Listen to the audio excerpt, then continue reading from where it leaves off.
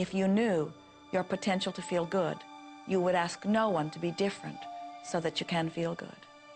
You would free yourself of all of that cumbersome impossibility of needing to control the world or control your mate or control your child. You are the only one who creates your reality. For no one else can think for you. No one else can do it. It is only you.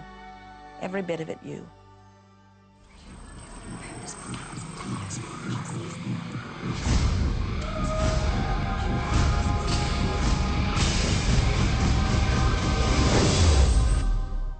It's important to recognize that our body is really the product of our thoughts.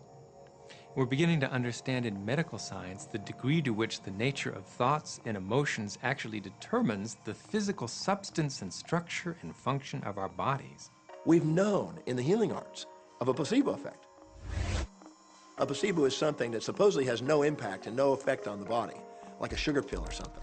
You tell the patient that this is just as effective, and what happens is the placebo has the same effect, if not greater effect, than sometimes the medication is supposed to be designed for that effect. So they found out that the human mind is the biggest factor in the healing arts, more so than sometimes the medication. If somebody is in a situation where they're sick and they have an alternative to try to explore what is in their mind creating it versus using medicine, if it's an acute situation that could bring death to them, then obviously the medicine is a wise thing to do while they explore what the mind is about. So you don't want to negate medicine. Every form of healing has a place. There is only a stream of well-being that flows, you know. It is a stream of pure positive energy.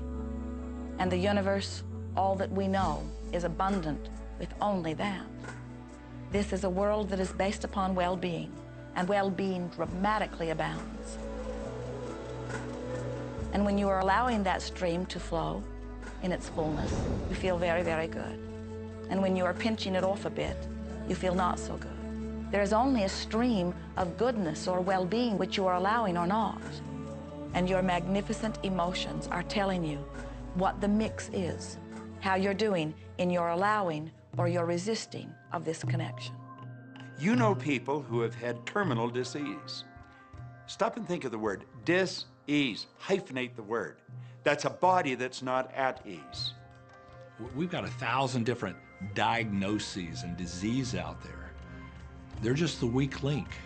They're all the result of one thing, stress. And you put enough stress on the chain, you put enough stress on the system, and one of the links breaks. Our physiology creates disease to give us feedback, to let us know we have an imbalanced perspective and we're not loving and we're not grateful. So the body's signs and symptoms are not something terrible. The question that's frequently asked is when a person has manifested a disease in their body temple or some kind of discomfort in their life, through the power of right thinking, can it be turned around? And the answer is absolutely yes. On November 23rd, I was diagnosed with breast cancer. I truly believed in my heart, with my strong faith, that I was already healed. During the day, all day long, I would just say, thank you for my healing. On and on and on I went, thank you for my healing. I believed in my heart I was healed. I saw myself as if cancer was never in my body. One of the things I did to heal myself was to watch very funny movies. That's all we would do, is just laugh, laugh, laugh. We couldn't afford to put any stress in my life because we knew stress was one of the worst things you can do while you're trying to heal yourself. From the time I was diagnosed, which was November 23rd, to the time I was healed totally was approximately 3 months. And that's without radiation and chemotherapy. Well, we come with a basic program. It's called self-healing. You get a wound, it grows back together.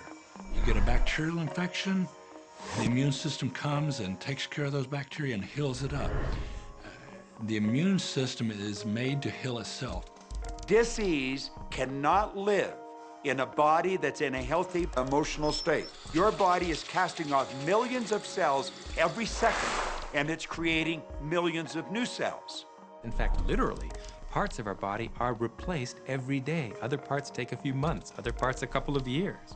But within a few years, we have a brand new physical body. If you have a disease and you're focusing on it and you're talking to people about it, you're going to create more diseased cells. See yourself living in a perfectly healthy body. Let the doctor look after the disease.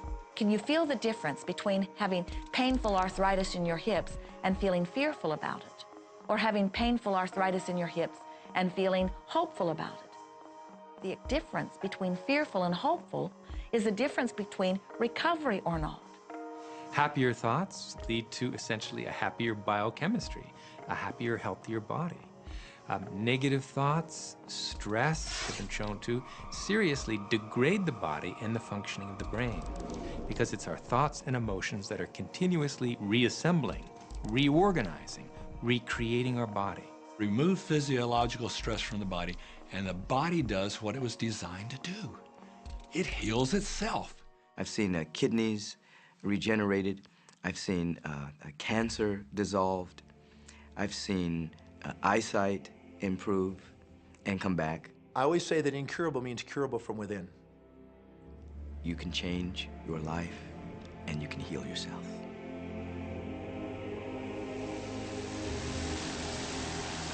Well, my story begins on March 10, 1981. It really changed my whole life. It was a day I'll never forget. I crashed an airplane.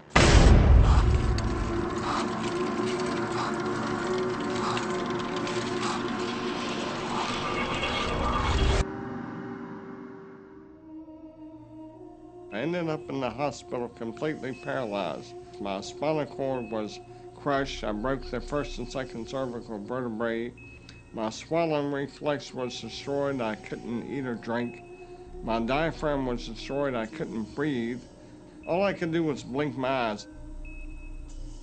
The doctors, of course, said all my life I'd be a vegetable. All I'd do is blink my eyes the rest of my life. That's the picture they saw of me, but it didn't matter what they thought. The main thing was what I thought.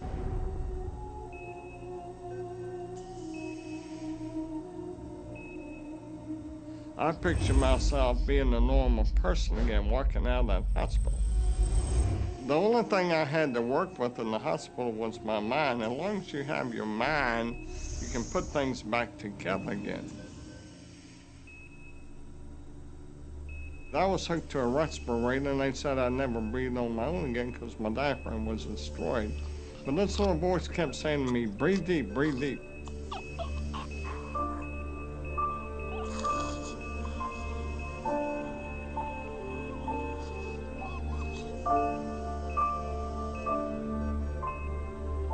Finally, I was weaned from it. They were at a loss for an explanation. See, I could not afford to allow anything to come in my mind that would distract me from my goal and from my vision.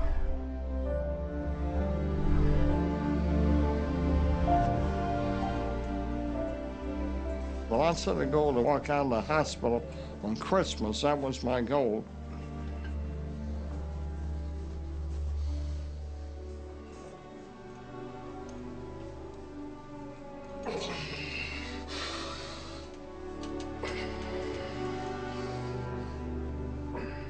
Eight months later, I walked out of the hospital on my own 2 feet. They said it couldn't be done. That's a day I will never forget. For people that are sitting out there right now watching this program that are hurting, if I wanted to sum up my life and sum up for people what they can do in life, I would sum it up this way in 6 words. Man becomes what he thinks about.